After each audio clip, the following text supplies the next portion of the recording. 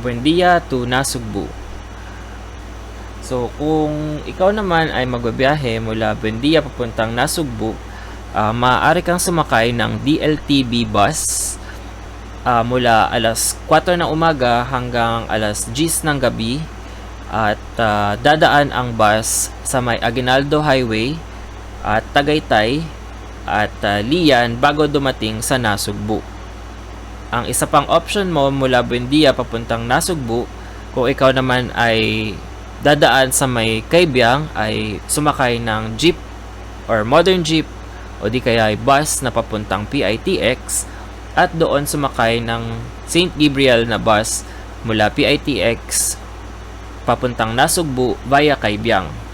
So kapag ka ikaw ay babiyahe mula Buendia papuntang Nasugbu, aabutin ng 3 hanggang 4 na oras ang biyahe kapag dadaan ng Aguinaldo, at nasa 3 oras naman ang biyahe mula PITX papuntang Nasugbu via Kaibiyang.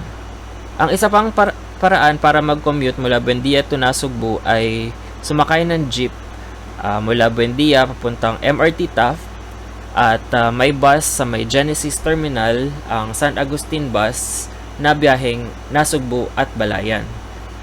So, nandito ang MRT station at makikita dito ang Genesis Terminal. At pag pumasok ka dyan ay merong San Agustin at St. Anthony Padua na biyaheng Nasugbu, at saka dadaan din ito ng Lian, Batangas. Yun ang mga paraan para mag-commute mula Buendia papuntang Nasugbu. Next question. Buendia to Calatagan. So, ang Buendia to Calatagan naman, pareho lang ng Buendia to Nasugbu. Ito ay bumabiyahe mula 4 AM hanggang 10 PM sa DLTB Buendia Bus Terminal, at salitan sila ng bus ng Nasugbu. Kung ikaw ay babiyahe papuntang Calatagan at matagal ang paghihintay ng Calatagan na bus, maaari ka ding sumakay ng Nasugbu bus at bumaba sa may Lian at sumakay mula Lian papuntang Calatagan.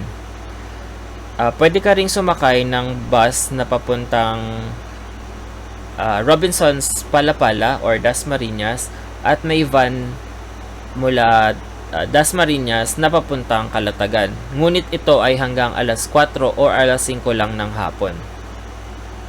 Next question.